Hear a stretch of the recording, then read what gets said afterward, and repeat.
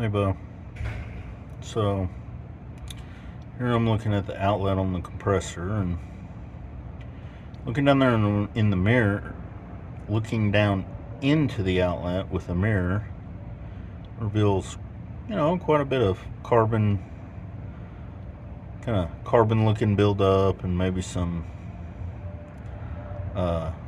maybe some kind of oily muck. But looking here closer to the outlet, we seem to see a bit of a rust colored looking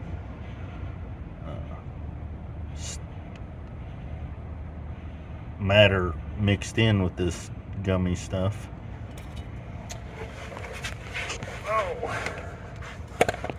But I mean, if we look in the compressor outlet right here, it looks like there's some rust in that hose. Do you think possibly the source of rust might be the compressor pumping moisture and rust into the air system?